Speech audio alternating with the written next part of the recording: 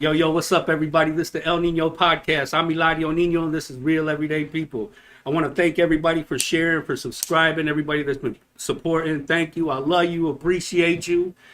Man, I got to send my heart out, man, to everybody, you know what I'm saying, who's going through the struggle, who got flooded out, who lost vehicles, who lost just property, all that good stuff from basements being flooded. Like, I know everybody didn't get it like that, but for those that did, man, my heart goes to you, man. I was scrolling through Facebook and I seen a lot of people going through all kinds of different stuff, man, who lost a lot of clothes, you know what I'm saying, who lost a lot of belongings, personal belongings, and, sentimental belongings, so my heart goes to you, man. And, my prayers are with you and everybody who own businesses and own homes and, everybody that suffered from that, man. My prayers are with you and I hope and I pray for a speedy recovery for you guys to bounce back from this.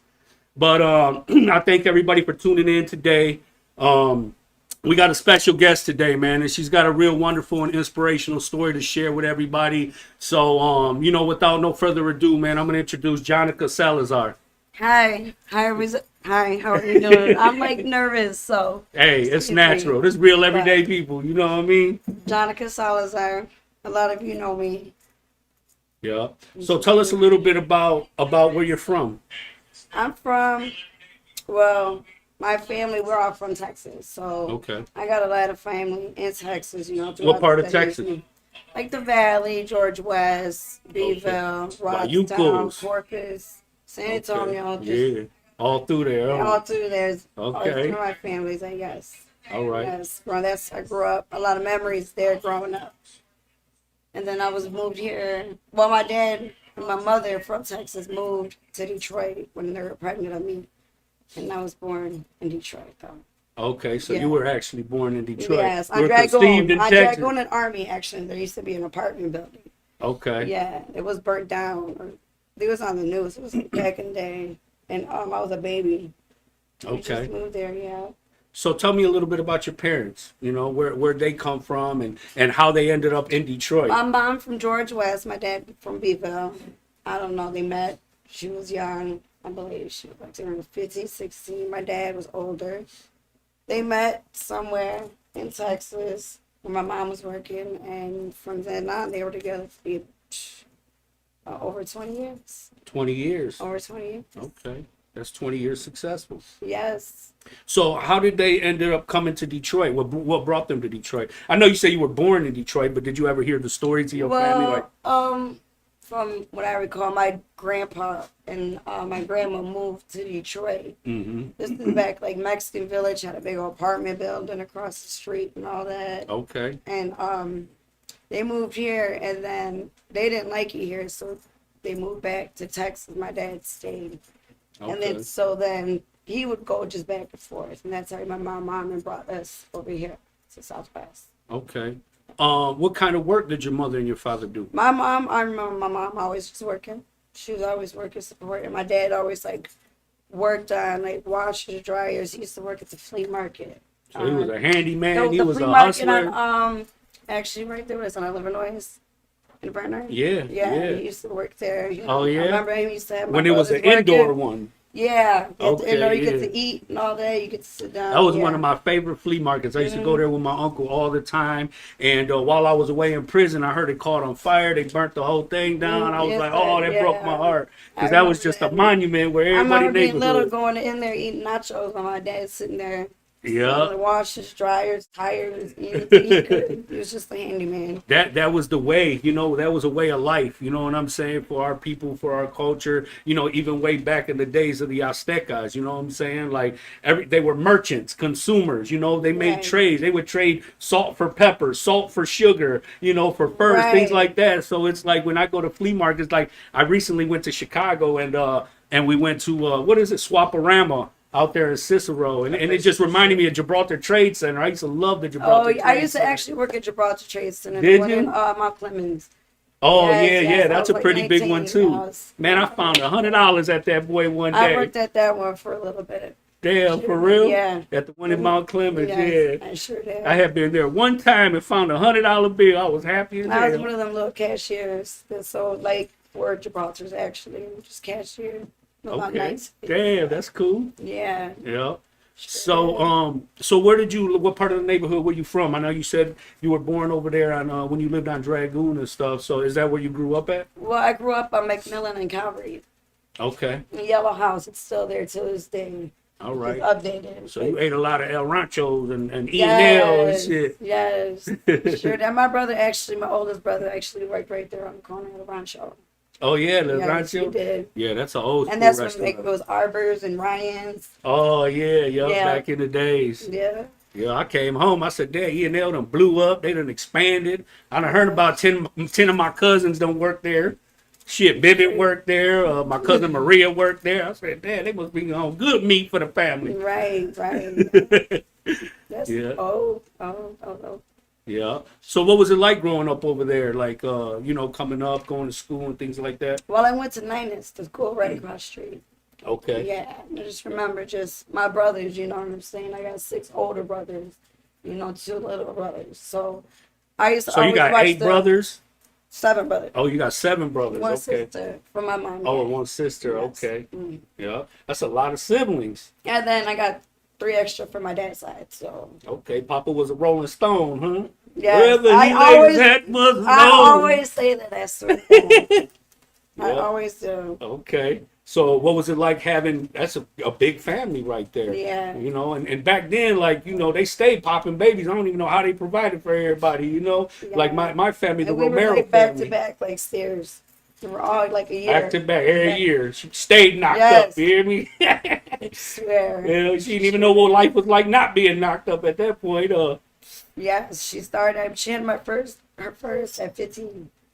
Okay. Yeah. 15 years old, that's when she had her first baby? And that's back in the day. That's probably like 50s, 60s. Yeah, hell yeah. They got started young back then. Shit, they get started young now, It's crazy, ain't it? Nowadays.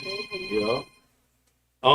So going to school over there, and then like, did you go to school with your brothers and your family? It was actually me and my brother, BB. We used to always be right there in school together, or BB, me and my brother Chito, my little brother that passed away. Okay.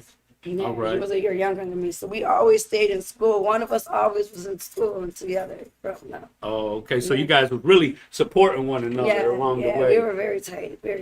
So one of the big things that I noticed about big families, like the Romero family, my family, we're big as hell. Yeah, that's you my know what I'm family saying? too, so, yeah. And we got like 700 cousins. I swear Right. everywhere I go, cuz, what up, cuz? Yes, Cuz. yes. Everybody's like, seriously, like everybody's your cousin. I'm like, yeah, pretty much. You're right, that's right. It's Yeah, crazy, you know? but like like my mother used to share stories about, because they had 9 kids in the family, and just they get deprived of certain love and attention, affection, things like that, because usually your parents are working to provide for the whole family. So And it's they're like never everybody's home. pretty much raising themselves. Right. No, But the thing about it is, a lot of times they miss out on a lot of affection. They miss out on time. They miss out on quality time. Because when you're that big, you know what I'm saying, of a family, it's hard to focus on 1 or 2 children. You know what I'm saying, Right. especially when you're there's working. all of us too, especially when we're younger.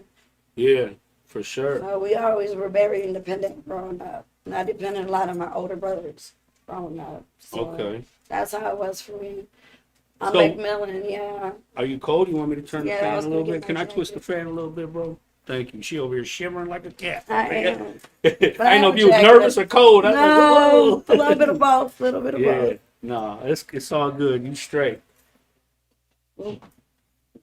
So so where did you go after that? After you leave Ninus and Oh, I was on that over there for a few years actually, because you were there for around my whole 9 years, the whole elementary. And then I remember just like, you know what I'm saying, across the street, just the wrong crowd across the street growing up, and just seeing them brothers being around that and whatnot. So because you lived dead smack in the neighborhood. You know what I'm saying? Like How- that was right there. headquarters there. You know right what I there, mean? that's where all the So old-timers- anybody who was there, you was with it. You know what I mean? Yeah. In one form or another. And that's all I seen too. You're riding your bike and hanging out, and you seen just that right there across the street. So I mean, that's what you're around all the time.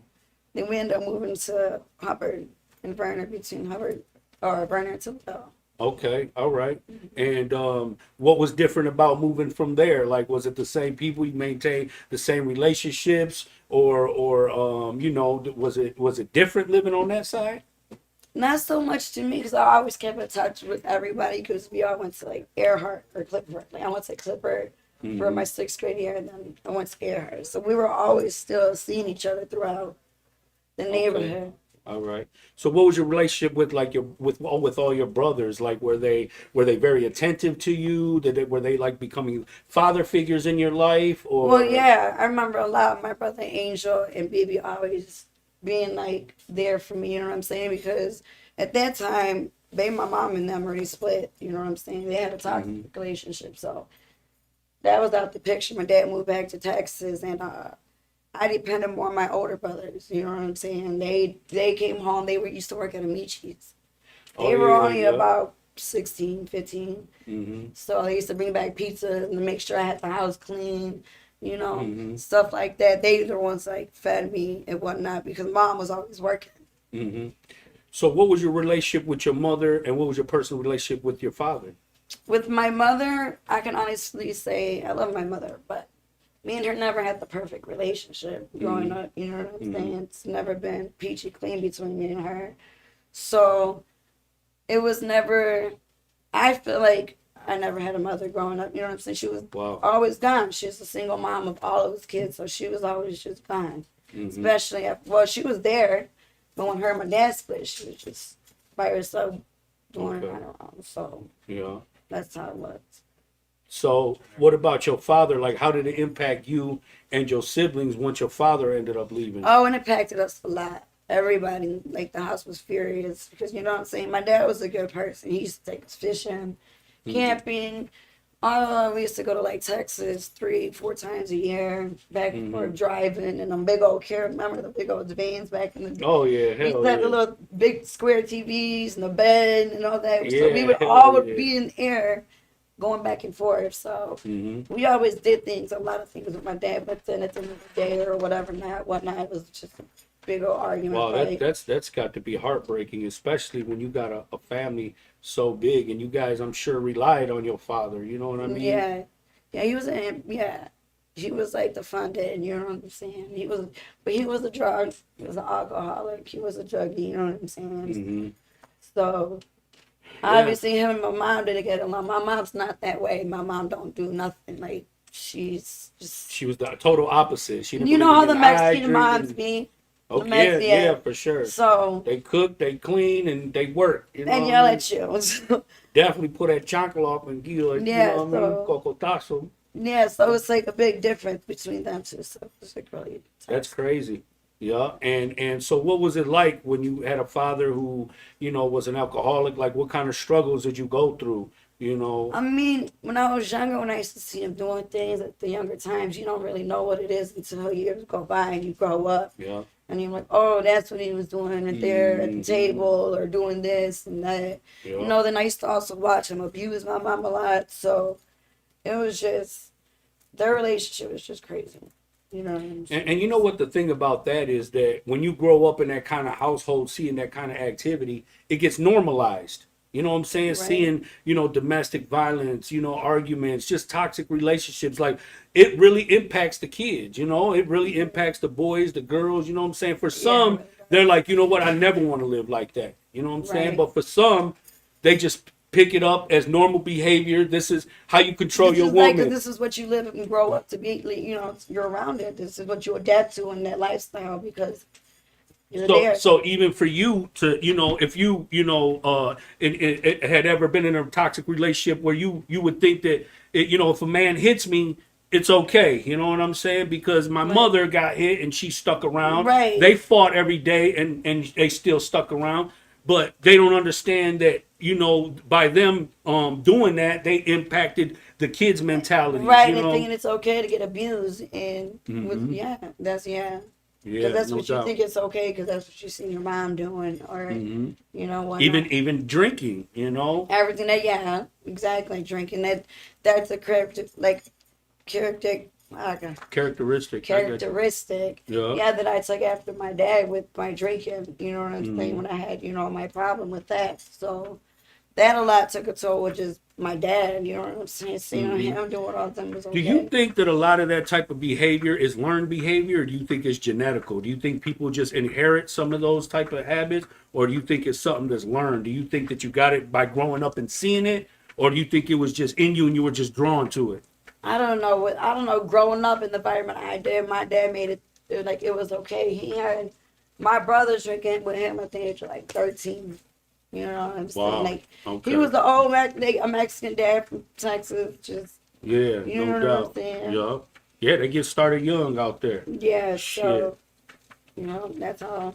And then I just thinking it's okay. You think it's cool, and then you want to do it. Mm-hmm. Yeah. So let's talk about middle school, high school. Like, did you graduate from school? Actually just finished my GD online, so through my Okay. phone actually. So I did that. So I'm just waiting for results to come back to an email. Okay. But I'm not a high school graduate, but I did go for my GED. So I'm just waiting Let me for ask you, has anybody out of you and your siblings, has anybody graduated? Actually, my little sister, like I applaud her so much. She's like a big blessing to the family. She's a high school graduate. She had a daughter. She's been with her man for high school sweetheart for oh my god since they were like 13, 14. Oh, okay. Got 3 kids. You know what I'm saying? She's doing amazing. She's in church. Mm-hmm. She's like my mother. She's just very outgoing church. She's in church and she's just a really good person. Mm-hmm. You know what I'm saying? She helped me a lot too, also. Okay. With a lot with my kids. Yeah. Yeah, when I said yeah. Okay. She sure did. That's good. So, when you were going to school, like middle school, where did you go, or where did you go to high school at? I went to Clipper for about a year, and then that's when like my dad and my mom split, so I started acting out. You know what I'm saying? Fighting in school, and Clipper was like a AB straight school at the time. Mm-hmm. So they kicked me out. I ended up going to Earhart. And that's when, before the dress code was red and black, blue and black, Mm-hmm. before all of that happened. So Mm-hmm. that's when all that gang and all that started coming around. You know what I'm Mhm. saying? It's either this or that when you go to school, or it should look different. Mm-hmm. And that's when you got to, you know what I'm saying? That's just the environment you grow in. And being where you were from, I'm gonna assume you wore a lot of red and black, Right. a lot of Chicago Bulls. You know. Yeah, I sure did. Yeah, I mean, that's the whole TMC headquarters, 5600. What they say, Toledo and Junction, what's your malfunction, huh? Yeah. Yeah, I Salute grew up y'all over boys, there. man. But yeah, I mean, that's part of the story. That's part of the environment. You know what I'm saying? That's It that's is. what we come from. You We just think become a it's product cool, of yeah, it. because It's you because think it's you see normal. people do it. Then you're like, It's not okay. just in your household. It's your neighbors, your cousins, your brothers, your Everywhere you sisters, go, you your got it whole everywhere, community. stores. Everybody's supporting this. This is what we do. But you get on the other side of town, you got to switch your hat. You got to switch your colors. You got to, or you can't go that way. Right. You know what I right. mean? Very territorial. I got a cousin got to come visit me. I can't go over there. You got to come over here. And that's how it really be. Mm-hmm. So what kind of trouble did you get into? Because I know being that, whether you're in it or you're not in it, once you're there, you're a part of it. Just started hanging out with the take what wrong come crowd. with it. Yeah, You know? hanging out with the wrong crowd. I used to hang out with the older crowd also because of my brothers. So I knew a lot of the older crowd. So me and Earhart, I'm hanging out with people in Western. And I never even been to Western. So I'm in Earhart hanging out in Western, skipping school. Thinking it's cool, getting hyped with my brothers, you know what I'm saying? Like, Mm-hmm. and then just started messing up in school a lot. And then, hanging out with the wrong crowd, which you're around. Mm-hmm. Right there off Toledo. So I know you were talking about you had got into some trouble when you were younger, and then your mom got you guys out of the neighborhood for a little bit. Yes, she got us out. When we lived on Harvard. We moved to Harrison Township. I went to Lance Group. Where is Harrison Township? Where? 16 Mile Road. You know where Metro Beach is at? Okay, Right. It's nice It's out on there. Jefferson and Sound 16 rich. Mile Road. Harrison It's Township. very beautiful. Yes, it's beautiful. Yeah. Very beautiful. So she moved us out there. That's a hell of a change. You know what I'm saying? Very. That's going from dark to light. It's like about a 40-minute drive. Yeah, that's By all Mount the Clemens, way out it's actually there. right before Mount Clemens. It's right there. Yeah, Mount Clemens is beautiful. Yeah. Yeah. All that St. Clair Shores. So all what that. was it like for you to adjust, making that transition? Well, see, I never really got to really adjust as I did because I went out there in the same attitude I came in Mm-hmm. from the hood, obviously, fighting, thinking it's cool, so we go. And did Out there and you had take the any same attitude. siblings? Did you have any brothers that went with you, or was it just? It was me, my brother Chito, it was my brother BB, my mother, it was my mother's boyfriend, and then my newborn baby brother and my Okay. sister. Blanca. Okay, yeah. So the whole tribe migrated. Well, it happened. My brother had moved out there, my oldest, him and his wife. So she convinced my mom just to get us out of there. So we went over there. Okay. And we all lived out that way.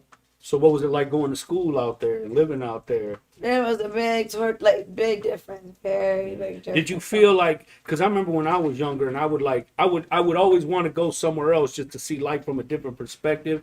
But like I would drive and be in nice places, and I would feel out of place. I would feel like I didn't belong there. You know what I mean? Right, right. And I'm like, man, I gotta hurry up and get up out of here because I automatically just that internal feeling like I felt out of place. You know, like I wasn't supposed to be there. Right. See, in my teenage years there, like ninth grade year, when me and we got in trouble. We got on tethers. We got in trouble for fighting, doing some dumb stuff. You know what I'm saying? Thinking that shit's cool. So, What would you get in fights for out there though? just having the same attitude. People looking at you the wrong way. They don't even mean it. You know what I'm saying? But me. Because I'm assuming you guys, is it diverse out there, or is it like predominantly like? I mean, was it diverse out there as far as were there Latinos, Arabs? It's just all like Caucasians. And Okay, all like white people. several. Like I was the only Latina in high school. Wow. Okay. Yeah. So I was the only. And you would think that you would be popular. And then I because of went, it. you know what I'm saying? That's when dress code and used to wear the white tees and all that. And I went in there with some white tees and they're looking at me like, who's this girl? Mm-hmm. So that's how we got in trouble. But I ended up living out there from the age of, well, actually, when my mom was moving back, I moved in with somebody I met in high school. So, you know, my first baby daddy. So I ended up staying there with him when my mom moved back. His dad convinced my mom to live with him that he would raise me. So I ended up moving in with them. And he made sure, you know, I went to school and all that. I went to, And he was from out there? yes. Well, he was from the hood. He actually did like police work, homicide. Okay. He was an all the medical examiner. So not only that, so his work in his field, he was in a whole different direction. He was that very you had protective. come. He didn't want me, you know what I'm saying, seeing what he had to do on a daily basis as a work, living or working in Detroit, you know what I'm saying? So he said I could live there, and I was only about 15 when I moved out of the house. Okay. And lived with him about 21, and then we split up for a hot second. How old were you when you had your first child? I was 18. 18. I was 18. I was in cosmetology school when I had it. Yeah. Okay. All right. I So sure what hair. drew you to cosmetology school? What drew you to it? Like who I inspired do you? hair. I've been doing hair since I was like young. Like I could hook some hair up. So Okay, that's cool. it was just Good something I craft. like to do. Like I used to do it all the time with my little sister growing up, just playing with her hair, and something I enjoyed doing. Mm-hmm. So that's how I got into that. Okay. So now you become a mom, and so where you at now with life? Oh my God, it was starting to get hectic. So I stayed with my mom on Ferdinand. That's where she moved back to when she came back to the Southwest. So we stayed on Ferdinand for a little bit. I was living with her for a little bit, about a year or two, and then I moved back with him and his father, and they had a house on. It was in Harrison Township, but it was like a mile away from the Metro Beach, and I lived out there for a while, like I said, because when I was younger, I'm sorry, I'm talking about my daughter. I already moved out there. We had a house from the age of 17 through the age of 21. Living in a house in Harrison Township. Yeah. And then what? Things just didn't work out, or Yeah, I had my daughter. It got rough. It was very toxic. Started getting very, very toxic, abusive. So we ended up splitting. You know what I'm saying? And I went my own way. Moved back to the house in Detroit. And you had 2 kids with him, right? Yes. And So when you left, did you take the kids with you? No, what happened was when we split, we messed around different. Oh, okay. Okay, so my third kid, there was a possibility that, you know, that it wasn't his or not. But either way, he accepted the fact it wasn't his kid afterwards. So he named him after him and everything like that. His dad wasn't in his life, his actual really dad. Until he was about 2 years. No, about 2-3 months. 2 years. 2-3 years old. So while you guys were in turmoil, he's seeing somebody, you seeing somebody, you end up pregnant, and he knows the possibility. Yeah, that, you know what I I'm let saying? it on straight up. But he still accepted you and said, Yes. you know what, I'm going to treat this, child like my own. Right, and he knew the possibilities of. And then when I gave birth, he still named the baby after him. So Okay. yeah, we stayed together after a while. After he accepted as his own. And then how long did you guys last after that? So the baby, probably about 11 months. Oh, okay. Yeah, because it got too abusive, very, very, very abusive. Yeah, that's not good. You know? Yeah. So it's good that you got out of that. Yeah, I got out of that, and I was actually in Everett School doing medical assistant. Oh yeah, at that time. Yeah. So it damn, was so you very got hard. a mom, you going And then through I was this, going you to going school to with school. black eyes and this and that, so Damn, that for wasn't real? cool. So I just stopped going. So what did you do, like, when you going to school like that, and you got bruises on your face? Yes, I was like, actually 2 months away from graduating, and it was just so embarrassing going with black eyes and whatnot. Like, damn. I'm not going back. That's embarrassing. As anybody to keep seeing teachers and your other classmates looking at you like, duh. Has anybody tried to help you, or did they ask what was going on, or did everybody just Yeah, mind they their own always business? try to reach out, but me, I'm the type of person, I don't reach out. I don't let people reach in. Like, you know what I'm saying? There's a lot of people, like, I don't tell certain things too because, I keep stuff bottled in a lot. So I'd rather just keep it to myself. That's the person I am. I understand. Yeah. So when you come back to the neighborhood, how was it transitioning back to this and getting back, used to being in the neighborhood and everything that comes with it? That's You know? when the partying and all that starts back up. Well, when I lived in suburbs, I would always be back and forth. I used to work in Mexican Village. Okay. So I used to come back and forth for work all the time to Southwest, work in Mexican Village for a few years. Yeah, my mom worked there for like about 12 years. So you stayed connected to the neighborhood. Yeah, so, I was always in the neighborhood, Yeah. still partying, still coming back, after hours, young, riding back. So now you got 3 kids. You know what I'm Yep. saying? You back in the neighborhood, and I mean, are you fending for yourself? I mean, Yes, I was about myself for about a good, almost a year. And then me and Rico started talking again, you know what I'm saying? I'm pregnant, so that's when he came back around. And then he knew the possibility, and we was there for about a year and a half. And then we got a house on Rademacher. And then I grew up on Rademacher. My mom ended up moving right across street she stayed there for about almost 15 years. And that's crazy. She lived right across the street from. Yeah, we all did. My brother lived next door to her. I lived across the street. And she lived next door to Damn, you me. guys had the whole block. Yeah, we were always like right there. Okay. Yeah. So what was life for you now? Like what is your aim and purpose? From where you're at today. I mean, where you were at that time. At that time. Yeah, like When I was- just coming back to the neighborhood. You got the kids, and you're just trying to figure And out. that's when I trying started settle going to and make- Everest. Yeah, and that's when the Everest, like I said, we got back together, moving out Rademacher, and I started going to Everest. You know what I'm saying? I was doing okay. that. Yeah. And how did you do in there? I was doing great. I only had 2 months before graduation. Damn. I was doing great. I did everything out. I would stay at home mom, just sit there and do my work, go to school, come home. Yeah. So I know I know you've been through some things, you know what I'm saying, some tragic things, and let's talk about that. One of the biggest, events in your life, that occurred, with yourself, just, being at the wrong place at the wrong time. Yes. You know? I ended up getting shot 10 times. In the body, throughout my body, for being at the wrong place at the wrong time.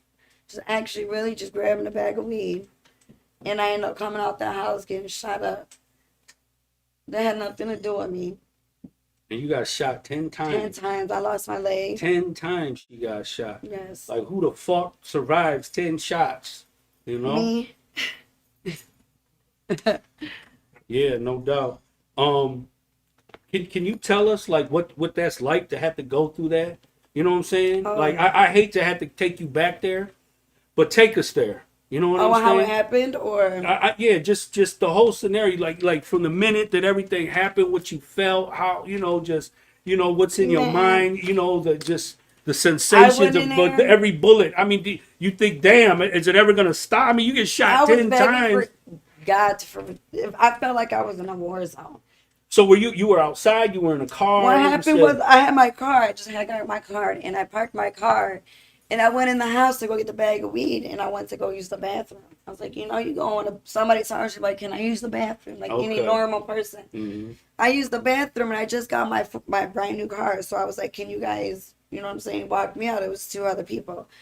And we ended up walking out the house. We're not paying attention. I'm looking back. We coming out the side door. I'm looking back, and I talking to the other 2 people. I look over, I see a car, and I just see two flashes, just like fires coming from the passenger and behind the passenger. It was a 9 and a 45. There was two shooters. So you see the fire. I mean, And are all you I ducking? remember Are is you just, running? yes, right when I seen the fire, I just felt that I heard the noise and I felt just every type of burn sensation in my body. I smelled the burnt skin and all of that in the air. That's how bad it was. I remember the shoots and the person behind me grabbed me, threw me in the bush, took 9 in the back that could have been in my bag. So somebody jumped on you Yeah, it covered me. to cover you, Yes, and that's why I got and most he of the got leg shot shots. 9 times. Yes, he's So got most you of the got shot 10 times, and he got shot 9 times Yes. in the back, covering you. Yes, and then the legs too. Yeah. So we you got damn near shots. got shot 20 times. Yeah, because I would have took the bullets in the bag. What's going through your mind? Like, how? I Man, mean, what I are already you knew feeling? I already knew And you at said it that was point another I was person. in He the got back. shot too. Yeah, Huh? he got nicked. Okay. I remember him going back, getting his whatever, coming back, retaliating. And I remember the person next to me that jumped in the bush was screaming, so they thought he was hurt before I was. And they pulled him out. So I'm shot up at this time. I can't even feel my leg. It's just drenching with blood. Like, I remember when I got shot, when we were in the bushes, it was just dirt flying. I mean, I was just praying, like, God, please stop. Please stop these bullets. Just feeling the dirt, all of that just hitting you. And then you're feeling the burning sensations. This bullet right here actually covered my head like this. And that bullet hit my arm instead of my head. Wow. Because, you duck down and you cover your head. Yeah. So when I covered my head, that bullet hit my It sure did. That's the one that saved your life. Yeah, sure did. This one right there.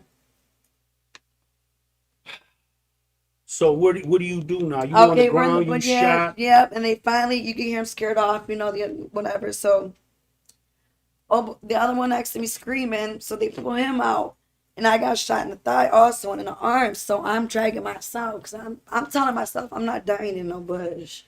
So I start dragging myself out, and I just sounded like the herd, like it sounded like water hose when you pour water hose because all the blood I was And losing. all the leaking. You heard all the leaking. Leaking, yes. So I remember I just You put I made smelling it to flesh and hearing leaking. yeah, so because one of the bullets also my hair was up in a ponytail, went through my ponytail, so it was like burnt hair.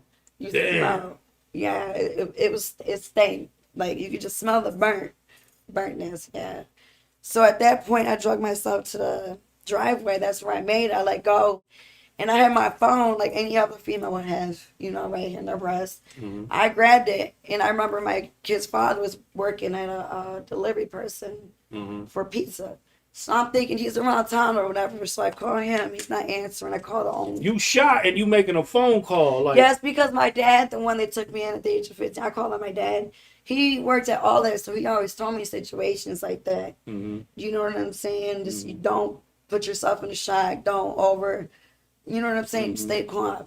So that's what I did. You stayed calm. Yes, I stayed calm. They told me if I would have went like overreacted, I would have went to shot right then and there and just Mm-hmm. died. So that's what happened. I called an ambulance right after, and they ended up coming. The cops came first. I remember them coming, flashing their little flashlights in my eye. And I'm holding them. I remember just crying to them, like, I can't feel my leg. Just be honest with me. I got to do, is my leg good? They're like, oh, the hospital's going to take care of you. That's what they telling you in the ambulance. No, the cops are telling me it's for the So ambulance. the came. cops At are the telling same- you this shit. Yeah, at the same time, I'm feeling my body shut down. I'm starting to, urinate all over myself. My body was shutting down. So at that time, they're trying to keep me awake. You know what I'm saying? So when the ambulance came, they rushed me in there and they started shocking me and bringing me back to life. But the other person told me that when I was passed away, like when I was dead at that time, the first time I died, they heard me talking to my brother. That I'm going to be all right. I'm going to be all right. But at the same time, I'm dead. You know what I'm saying? I didn't even know that happened. Damn. Yep. And then we shot back to life. I just remember waking back up with the shock right when we put up to receiving. And they rushed me straight into the back because I was already dead the first time. So they had to try to save me 2 bullets. Hit my kneecap and shattered all my main arteries, my kneecap. That's how I was dying because of all the blood. You know what I'm saying? Your body carries 5 pints. I lost 2.5 pints. Damn. So, they couldn't do anything. Basically, everything was just shattered. So they had no choice. They didn't wait for my mom, anybody. So they had amputated, or I was gonna. The same time I was dead. That was the second time I died. Over 30 minutes. So that's why they amputated it. And they ended up bringing me back to life 30 minutes later. They told me I should have been a vegetable or brain dead, like just a vegetable. Man. So, I mean, do you mind sharing this with the people to show, the results of what happened? I don't mind. I don't know if you guys can see, but I got a bullet hole right here still. I still actually got 3 bullets still in this cab. There's a big 3 bullet hole right Can here. we move the camera, bro? Can you like remove it? Because I just want the baby. Yeah, can we do like a close up or something? I just want the people to be able to see, what I'm saying, how tragic these things are. You know what I mean? Your situation, my cousins with Sita and Aaron getting doused in gas, set on fire, burning the house down, like murder, killing, dismembering bodies, like I don't know if all you these can see it, but types of there's one right things. here. There's also, well, my leg, obviously. This Okay. is what happened. And I also got another bullet wound under my thigh. You have this one right here. I have one next to my spine. I have one right here. I have one on this tattoo. It took my tattoo off right there. Then there's I don't even know how much that is already. 2 on the kneecap. That's already, I don't even know. What, like, man? So, like, your life has changed drastically. Yes. You know what I'm yes. saying? Like, you're missing a leg. Like, so how do you go from there? Like, how do you recover from that? Because You know what? I can't imagine the mental distress, the spiritual, the emotional, the physical distress that you went through. I know you say you was in a lot of pain. They kept feeding you, medicine Right. and Yes. When when all that happened, I just remember waking up. You know what I'm saying? A few hours later, after all that even happened.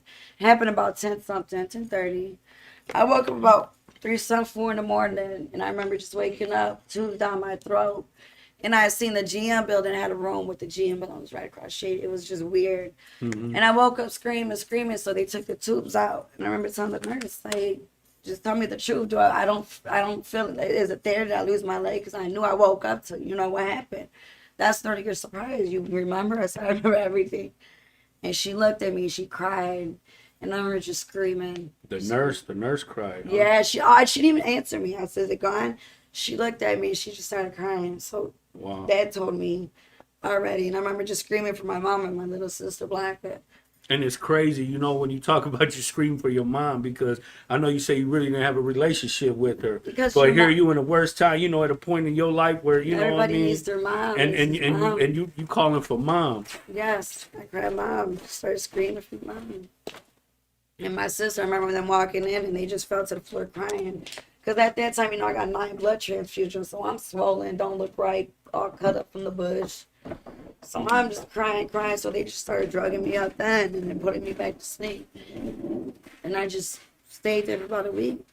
You remember bits and pieces because, you're on all the narcotics. You just remember waking up, going to sleep, waking up, seeing people there, going to sleep.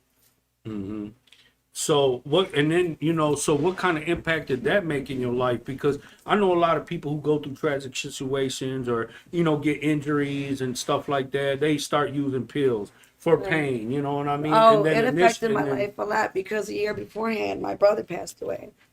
So then when he passed away, that hit me really hard. He was like my right-hand man, you know what I'm saying? So when he passed away, May 25th, Chito, you know what I'm saying? That's when I really started really drinking, just not really, you know what I'm saying? Really, how did your brother pass? he was saving his stepdaughter's life. Yeah, they were jumping off a bridge that my dad used to take us fishing to. And he dumped off a bridge. And then when he was coming up, he seen that she died off. And there was a boat coming. So he hurried up and grabbed her. And by the time he pulled her up onto the ladders, he was already out of breath. And the current from the boat took him under. Wow. Yes, it was on the news and everything. It happened on Memorial Weekend.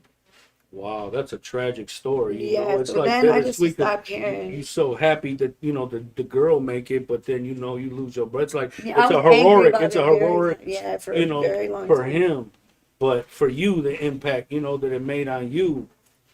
Yeah, I was angry for a long time. That's when the drink started. You wanted to go out and get, you know what I'm saying? That's when My sister came in a lot because she always helped me with my kid all the time. So she, when I would, you know what I'm saying, work, do anything, she would be right there watching them, all that. So I went through my little stage of like depression, wanting to drink and all that. And her and my mom stepped up, and she actually watched my kid. Had my kids a lot, my sister.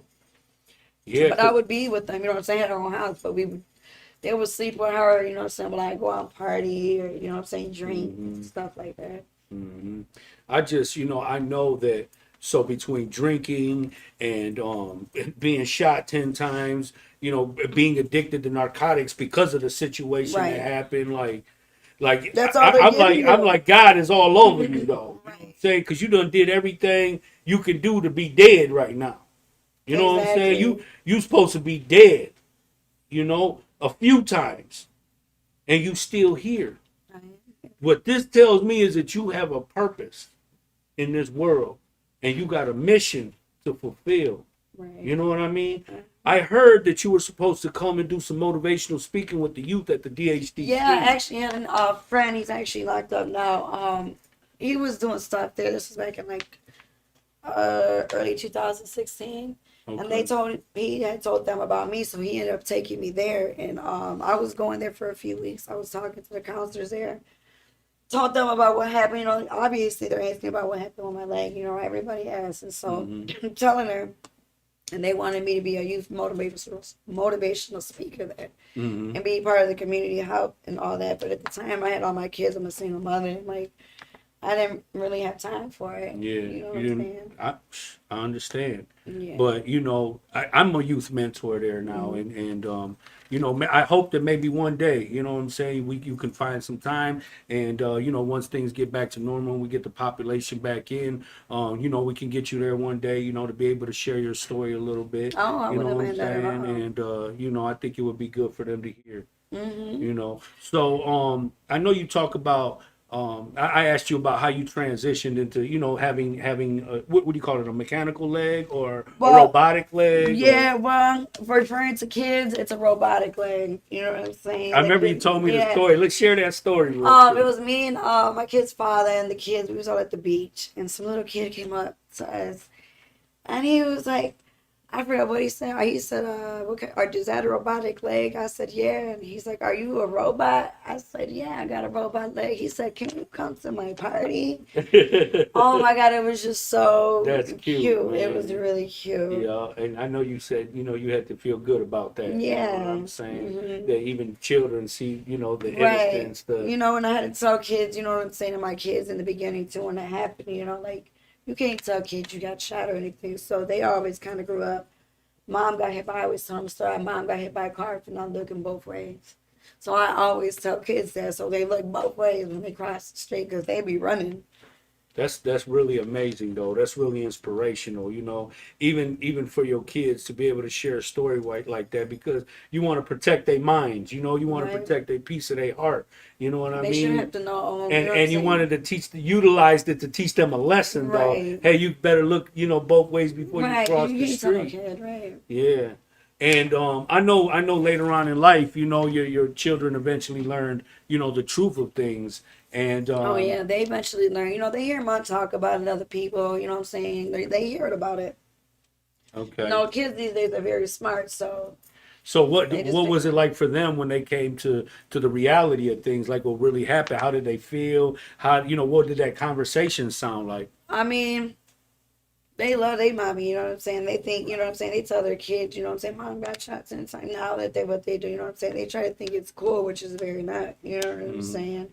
That's how that starts. That's why I didn't even want to let them know really what happened. But my daughter stepped up a lot. My youngest son was only 3 months when that happened. My daughter was like 5. So she stepped up as a mom. Ariana, yeah, she stepped up as a mom and helped me. Yeah, 5 years old. Yes. Yes. Damn. So, I mean, you got a 5-year-old. Like, how much can a 5-year-old do and accomplish? That's a hero. And she grew up fast. You know what I'm saying? She had to grow up fast. She didn't get a childhood because she was always helping mom. You know what I'm saying? She was young when it happened. And then with the 3-month-old. And then transitioning, you know what I'm saying? Like, mom, you know what I'm saying? What was that like for you mentally though, and even physically? Like, what kind of challenges did you go Oh, through? I suffered depression a lot. Suffered a lot of depression, very. Yeah, but then, you know what I'm saying? After a few layers of having it, you get adapt to it. And this is Hmm. me. You know what I'm saying? This is Johnica Salazar. This is what you get. You know what I'm saying? I don't care. I'm not embarrassed by it. Hmm. You know what I'm saying? For what? There's no reason to. I'm still beautiful. I'm still walking around here. I'm still alive. So why should, you know what I'm Absolutely. saying? No, it's great. It's So it's great like you to learn. have that I've kind of learned to attitude. adapt to, you know what I'm saying, having to live and be like this. Hmm. But still, you know what I'm saying, I did have my roller coasters of being depressed, you know what I'm saying, doing, you know what I'm saying, the narcotic, you know what I'm saying, for the pain and drinking. But then, you know what I'm saying? But So how do you like break away from that? You know what I'm saying? Like, because I feel like the only way to resolve issues is to get to the root of the problem. You know what I'm saying? We've talked about so many different things and parts of your life today. You know right, what I'm saying? And we talked about learned behavior, we talked about genetics, and we just talked about becoming a product of your environment. right. So now that we older and you've got scars, you've got bullet wounds, you've got a broken heart, you've been through so Yeah, much. and then Like, the car how do you? accident in February. I got in a car accident. We had a wired shut jaw for a good month and a half. Damn. Mm-hmm. No hit and run. Yeah. And you got a scar right here. Yeah, I didn't have my seatbelt on. You didn't So have like, your seatbelt on. boom, my face just Damn, you been through it. You threw like a it. Chucky doll. You the real life motherfucking bride of Chucky in this motherfucker. You hear me? God damn, girl. And you just keep on, you like a cat. You ain't got 9 lives. You got 22 lives in this mug. Shit. I'm here for a reason. Just Ain't no doubt about it, man. Golly, girl. Shit. You know? I mean, fuck. You a vet. You a veteran, you know what I'm saying? Like, you been to the war and you know back. what? I get asked that a lot too. Are you a vet? No. You Just better, lived in I salute Southwest. you Just anyway. lived in Southwest. You got your stripes, your stars, you got everything. God damn, girl. Yeah. No limit. That's what you a no I'm a limit soldier. soldier. I got a guy soldier right here. I remember getting Yeah. that in the hospital. Ain't no doubt about it, Mm-hmm. man. So what, like, even after your whole situation, you get into a car accident that could have killed you, like, you've taken a lot of physical Physical men, abuse. yes. Physical You, abuse. I have Your body has been beat up tired. from head to toe. You know what I mean? Right. How do you bounce back from this shit? You know You what I gotta mean? keep it moving as a mother. You're a mother of 6 kids. You have no choice but to not stop. You know what I'm saying? I got kids looking, you know what I'm saying? They see mom not stopping. They see mom doing it. They say, mom, you know what I'm saying, be on her knuckles. They see mom be at the top. You know what I'm Hmm. saying? Yeah, no doubt about it, man. So how is it for you right now? Like, mothering your kids and nurturing them and having time for them and just everyday life. Like, what's it I like? mean, right now I got like two preteens. You know how preteens get. They don't wanna talk. They want to isolate themselves. They're going through things. I mean, how old were you? You know what I'm saying? Hmm. You know how it is when you're younger and stuff like that. But other than that, I got great relationships. I got different relationships with each of my kids. I got great relationships with them. Individual relationships. Yeah, That's I good. do. Like, there's no favoritism or anything. I got 4 boys, 2 girls, Hmm. and I just have my own relationship with each and Hmm. every one. So you got your two youngest ones with my man Jimmy the barber. Yeah. And man, I swear that I love them little kids. Every Ain't time I they? see them, they like the That's so cutest little crazy. things. Baby Jimmy looking just like his daddy. Man, that's like little Yimmy for real. Man. Yeah. Little Yimmy. Yes, and my daughters. Oh wow, Yeah, she's beautiful. yeah, no doubt Sure. about it, man. I just just hearing all these things that you've been through, man, and just you have a God-given right, to live, to share your story, you know what I mean? And I just think that it's important for people to be able to hear your story, because people need to understand the things that we go through, the realistic, real life struggles that we No. face, Hmm. you know, through making bad decisions. And we come from communities and cycles of behavior that normalize violence and murder, and where you can burn kids and kill kids and men and women and children and rape, pillage, and plunder, and you know what I'm saying? Right. Like, It's everyday life. and it's it's like, sad. and it's like, what can I do? What can I do to help change? You know what I'm saying? Like, I try to love people. I created this platform for people like us to be able to share our stories and people to hear and understand the things that we went through. You know what I'm saying? The things that we're going through, and Yeah. and what do we have to do to change the dynamics and the direction of our community, of our people, of our culture, of our values, of our mind states. You know what I'm saying? All Like, people, yeah. you have a purpose and you got a mission, you know what I'm saying? And you got to get on that mission, to be the best mother you can be, to be the best woman you can be, to utilize your story to help heal people, to educate people. You know what I'm saying? Like I just, we have to break the change from being enslaved, you know what I mean, Right. to communities, that are just People normalizing. of low standard. You know what I'm Yes. saying? We got to set higher standards, and we got to have a higher belief system. You know what I mean? And we have to treat each other better. Because everything with urban communities is all about anger. It's about aggression. It's about trauma. It's about dominance. It's about predators. It's about all these types of things. You know what I Right. mean? Like, I just get so frustrated when you hear these stories of boys and little girls being molested, and women being beat, and young men getting killed out there, and people just ODing left and right. I got a phone call today. My boy said his daughter passed away last night at 8:30 from an OD. There it is. And my heart goes to you, bro. To you and your family. There it An is. old homie, Pat Jones, he just passed away from OD. What's up, man? What's going on, baby? We straight? And it's just really unfortunate. It seems like it's like on a regular basis. It's normal now to hear of 2 or 3 people dying on a weekly basis. Like all you hear is now it's R.I.P. R.I.P. R.I.P. I mean, when I woke up from, you know what I'm saying? I know being you said when shot- you was in the hospital. Yeah, Yeah. I woke up and I remember seeing my Facebook just like a couple of days later. Days later, I'm seeing R.I.P. Johnica, everything like on my time, like R.I.P. R.I.P. R.I.P. And I was in the hospital, like fighting for my life. So you was in the hospital, you still alive, but everybody posted rest They in peace thinking they're Johnica dead, on yeah, Facebook. dead. They thought you was already dead. Yeah, Damn. Shit. it sure did. So what did it feel like to see that though? To see You see your cry, name, and then your you're laying face, in the and rest in hospital, peace, and you and like, then you're in the hospital laying there just looking at yourself. All you do is cry, and then they come and boom, drug you right back up, go to sleep. You know what I'm saying? what does it mean to you, Johnica? What does it mean to you that you should have been dead 10 times ago? You know what I'm saying? Like, what is it that you think that you need to do different?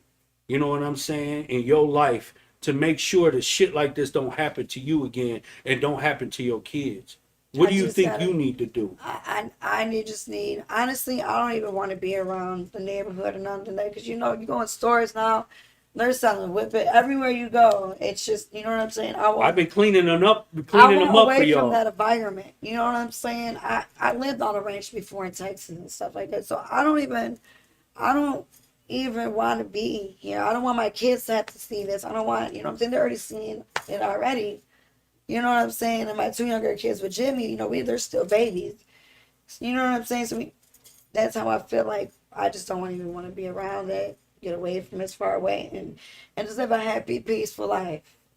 Keep all the negative. I want to be happy. But Johnica, I want you to understand, you can have peace, you can have joy, you can have love, but it all starts right here. If this is what you want, you got to create your world around you.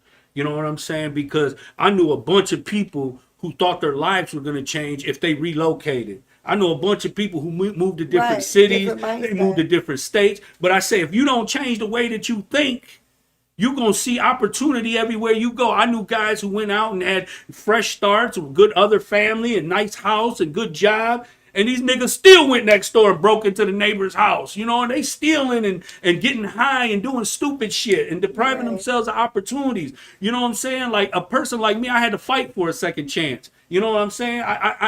You know, being a felon coming out of prison, you got the world against you. You know, people don't see you the same. They Right. treat you different. You know what I mean? Like things are getting better now.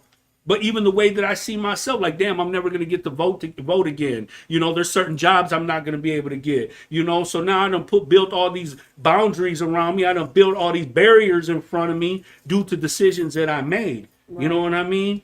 And these are long-term results and consequences that I have to accept and pay for. And you have dealt with some consequences. You know what I'm saying? That should have been took your life. Right. You know what I mean? So I would like to think that everything that you've been through, that you would learn gratitude. You know what I'm Yes. saying? To acknowledge a higher power, to see something greater in yourself, to see a purpose in your life. You know, I know people got shot one motherfucking time and died and dead. You know what I'm saying? Right. And you've been through some horrific things. Yeah, tragic. But do you believe that life is what you make it? Yes, I do. Okay. I do believe in that. So You got to change your whole mentality. You got to change how you think, how you react to things. You know what I'm saying? And I'm recently, you know what I'm saying. I just haven't been there a couple of weeks, but I was in rehab for about 2.5 months. You know, for mental health, and you know what I'm saying, for the narcotics and drinking. You know, clean. And So that's I've good. been, you Good know what for I'm saying. you. I've been staying clean. You know what I'm saying, not drinking. You know what I'm saying. Last time I had a little drink here and there, I was Cinco de Mayo around that time. You know what I'm saying. So I'm trying to change my work mindset and work on that also as well, because I need to love myself. Mm-hmm. You know what I'm saying? I need to make myself happy. Okay. So I need to just stop and just realize it's just me and my kids, and I just want to stay away from the negative. And the person that has to do that is you. Right. You know what I'm saying? And not only that, but when you're going through these transitions, you got to break the toxic negativity that you get, that you have, that you bring. Right. You know what I'm saying? Like I had to realize that I had a lot of shit wrong with me. And before I could fix anything else, I had to fix myself. Right. I had to right my wrongs. You know what I'm saying? I lived by a certain mentality. I had that by all means necessary. I thought that I could, you know, do whatever it took, you know what I'm saying, to survive. Rob, steal, kill, shoot you, whatever it took. You know, and this was a belief system that I was raised with. You know what I mean? So I knew that to be correct. But once you change yourself and you change your environment, and you change your situation, your circumstances, you should feel more empowered. You should feel more in control. You know what I'm saying? Like people say, I want love, I want joy, I want peace. Man, I promise you, you can have it. I live my life like that. But it's because they took everything from me. I tell people all the time, you never know what you got until you lose it all. Right. You know? And you've lost a lot. You've Yes. lost a lot. Yeah. I think it's time for you to start winning. You know what Right. I'm saying? To start gaining back. You know what I'm saying? It's to start getting what's yours. Because Right. clearly you here for something. Yes. You know? But you got to be able to see it. You know what I mean? And you got to be able to look inside yourself, do that inventory, do that soul searching. You know what I'm saying? Look at what you like. Look at what you don't like. Look at what you're good at and look at what you're not good at. And start cultivating what's good. You know what I'm saying? Start taking and making decisions that are conducive to that peace and that love and that joy that you want in your life. You know what I'm saying? Sometimes you got to cut ties with toxic people because they're not contributor. But sometimes if you're the toxic person, you got to get that shit up out of you. You know what I mean? Because that shit, you passes on down to your kids. You know what I mean? And you can have your kids telling the same story to you. You want them to tell the same story that you went through? Hell no. Hell no. Fuck no. Mm-mm. You know? So, you know, the change starts with you. Right. You know? And if you want better, it's out there. You know, I know it's hard for people to dream big when they surrounded by things that are so small. You know what I'm saying? But our brains are programmed to see and live, you know, wide and long visions, you know? And I think that, you know, as you learn how to build healthy boundaries with people and maintain healthy relationship and build a relationship with yourself and start to feed that spirit, you're going to be constantly become a better person. You're going to grow. You have to make these decisions. You know what I'm saying? For yourself, for your family, for the community. Because the better you become, the better everybody else become. Right. you know? Right. So listen, I thank you. I thank you for coming on the show. I thank you for sharing your story. You know what I'm saying? It's an awesome story. I'm applauding you. I'm saluting you. You know, I'm praying for you. You know what I'm saying? For the kids, for the family. I want to see everybody do good. And, you know, I just, you know, I appreciate you being brave and coming here and sharing your story with everybody. But right now, I'm going to help you get up so you can come sign the Wall of Fame because it's your time to shine. All right. Gotta know that. Motivation, Stand on discipline, consistency. That's how you win. Let's get to it. Talk to him. Alien vibes, I'm from another planet. Got a good heart, bro, they take advantage. When you a boss, dog, it's hard to manage. When the plug call, man, we speaking Spanish. Magician with the bag, make the shit vanish. Ain't in the hood, got your ass banished. Losses in these streets, made your boy savage. Discipline, how you get that real cabbage. The hating ass shit, bro, I can't stand it. I'm up now, that's the way a nigga planned it. Heavy in the streets, doing plenty damage. Praying to these saints, burning white candles. Walking on the beach, Gucci white sandals. Furs in the winter off these dead Johnica mammals. Salazar, It's hard everybody. work Go ahead, digging all these Johnica, drug find your tunnels. spot. Successful street niggas doing real numbers. I Share the appreciate hustle, bro, everybody put for your people supporting, on. for tuning in, for Ride all sharing. winter, so we play the summer. I appreciate you Big guys. chopstick, you know I hope hold that a you were hundred. able to be inspired Pussy by boy the probably story never seen 100. that she shared with you guys, and know that the purpose in doing this is so that Grind we all can winter, change so we play the lives, summer. change our community, and change the standards. Pussy boy probably never Appreciate all the love and support. Thank you for staying tuned in. I'll see you guys next Monday at 8. El Nino Podcast, baby.